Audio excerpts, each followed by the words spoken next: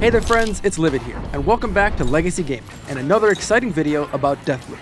Now let's face it, this game is all about breaking the loot, but it's a heck of a lot easier if you have the right weapons to get the job done. Today, let's talk about one of 4 legendary weapons that you can get in the game. And before we get any further, no, there won't be any story spoilers in this video. The Heritage Gun is probably our favorite of the 4 legendary weapons in the game. It's a hybrid single-shot rifle and shotgun. Combining the Rapier and the Strelok 50/50 makes for an absolute banger of a weapon, and it allows you to slot one gun while still bringing 2 into the fight. Now to get the Heritage Gun, you need to head to Carl's Bay in the evening. Now fair warning, the streets are crawling with Eternalists, so if you haven't picked yourself up a silenced Lib 10 or a rare Spiker, we definitely recommend you do that first. We even have a handy video on the channel that shows you where you could pick those up, plus some other handy tips. When you come out of the tunnel, you'll have to cross the street. Now we prefer to use the rooftop for a bit of cover, but it's dealer's choice. Our goal? To clear out everyone in front of the Fathoms of Lament, one of Charlie Montague's twisted creations. Inside you'll notice a map with a bunch of blinking lights. Some are white, while others are blue. Now each light represents a small present, a cleverly placed contraption that you have to open. Once you open all of them, you unlock the final challenge inside the Fathoms of Lament, but let's not get ahead of ourselves. Truth be told, most of these are easy enough, but let's focus in on the challenging ones. To start, we'll need to head to the Dawn of Reason. Head outside the Fathom of Lament, turn right, and head under the bridge, but don't pull the lever out in front just yet. Go to the right side of the building and use shift or double jump to get into the open window. This will allow you to move around the club without tripping the timer. You're going to need that time because scattered around the club are 4 environmental perspective puzzles. Each puzzle combines a foreground element with a background element, and once you get things lined up, you'll see the completed picture. That picture represents one of the numbers that you'll need to open the locked door on the first floor of the club. Of course, inside that locked room is one of the presents that you need to get the Heritage Gun. You see, it's all coming together. Now the red hash mark in the middle of the image represents the position of the number within the code. If the red mark is the first, it's the first number in the sequence. If the mark is the 4th, furthest to the right, it's the 4th number. Now the second part to figuring out the door code is finding the red shape on the outside, which represents the number that you need to input on the lock. Now remember, the locks go 0 to 7.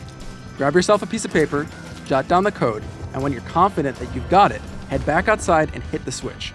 Once you do that, you can input the code and unlock the door to the present. I want to make sure that it's clear. All codes in Deathloop are randomized per player, so what you see in our game, 5001, isn't the code that you'll be solving for in your game. Now I should also mention that these presents have a randomized chance to explode or gift you a trinket, so as soon as you interact with them, run away so as not to blow up. Our next 2 presents are equally as complicated to activate, but requires a different set of skills, platforming. For this one, head over to the hangars closer to the docks. This is where you initially find Harriet in the morning. Now the first present is on the floor in Hangar 1, surrounded by tripwires. Just move carefully, disabling anything that gets in your way, until you're comfortable activating the present. Remember to give yourself enough room to move away just in case the present is a bomb. Once you're done there, head across the catwalk to Hangar 2. Once you get over to Hangar 2, you'll notice a present sitting next to a lever. As soon as you pull the lever, a 30-second timer starts. You have to pull each lever scattered around the room in a specific order. To start, pull the first lever next to the present. Then, move across the room and pull the lever opposite the first. Next, jump down to the level below, cross back over the initial side, and pull the lever in the corner. Next, head to the back of the hangar, opposite of the plane that Harriet usually preaches from, and pull the lever in the back. From there, jump up to a level to the right, and pull the lever against the wall. Finally, jump onto the plane in the middle of the room and pull the final lever on the nose of the plane. Once you do that, the present will unlock and you can interact with it. While you're down by the docks, keep going out towards the water until you reach the plane. There are a few Eternalists gathered around watching the fireworks, so take them out quietly as not to alert the entire group. With all of them out of the picture, go to the front of the plane and claim your present. Now the final present is back towards the start of the map, 1 street away from the Fathom of Laments. There are a number of Eternalists around here as well, and at this point it's probably fine to go loud, so deal with them however you want. This should be the last present that you need to interact with. With all that taken care of, head back to the Fathom of Laments. Now unfortunately, there's still one more challenge that you'll need to overcome before claiming the Heritage Gun. It's another lever challenge, similar to the ones in the hangar. Once you return to the Fathom of Immense, head into the door in the back right corner. But before you pull the lever inside, move to the room off to the left and blow up the battery charging the nullifier field so you can use shift. It's not essential, but I found it helpful for completing the challenge. Once that's out of the way, pull the lever to start the challenge. Now you've got 45 seconds to pull all the levers upstairs in the correct order, but you have to watch out for tripwires the entire time. Now these won't explode if you hit them, but they will stop the clock, and you'll have to run downstairs to start the timer back up. Now when you hit a tripwire, the time doesn't reset, it just stops. The levers on the other hand reset, so you're forced to start back at square one with less time. Pull the initial lever to start the challenge. Go up the stairs, turn around, and then shift up to the top level. Go straight back and pull the second lever. The next lever is actually right next to where you're standing. So double back, go around the tripwires, and move back towards the third lever. The fourth lever is on the direct opposite side of the room, so just move back across the walkway and hit the fourth switch. Double back again through those same tripwires and drop down into the red room on the right. That's the fifth lever. Shift back up to the top layer, but then immediately drop down on the same side to pull the sixth lever. Turn around and shift right back up to where you just were to pull the seventh and final lever. You've now unlocked the Heritage Rifle, and easily one of our favorite weapons in the game. Like I mentioned before, you're getting a single-shot rifle capable of picking off targets across the map, but you're also getting a shotgun.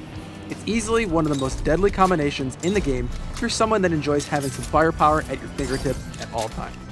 In terms of building out the Heritage gun the best way, we highly recommend you use the following trinkets: Speed Loader, Lightning Strike, and Sure Shot. Now this gives your rifle incredible accuracy and punch at any distance, while also beefing up your shotgun capabilities as well. The reload speed is nice, improving the damage fall off is essential, and with all the pieces in place, you have yourself one incredible weapon. We also want to point out that the Heritage gun comes with a passive buff, Duelist. Now when damage is dealt in one form, it buffs the other, and resets the reload. Now we'll be honest, we didn't really use this actively, because it didn't fit our playstyles. But if you're someone that likes chaotic gunplay when things get rough, it's the perfect weapon for that situation. With the Speed Loader trinket, you don't really need to worry about reload time, since it's so quick, but it's still important to point out. So there you have it, a quick and easy guide for getting the legendary Heritage gun in Deathloop. If this video helped and you appreciate our no bullshit approach to making content, we'd love your support. Hit that thumbs up and subscribe. We'll have more Deathloop content coming your way. And of course, we'll continue to cover the newest games coming out, so stick around on the channel for more great content in your feeds. We also invite you to join us on Discord. We've got a great group of around 7,000 members, so if you like games and you want to hang out in our community, check out the link in the description below and join today. Finally, if you like everything we stand for here at Legacy Gaming and you want to help us out just a little more, you can now do so by becoming a member.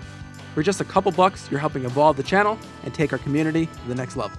Check out the join button below to learn more. My name is Livid, and from everyone here at Legacy Gaming, thanks for watching, and play on!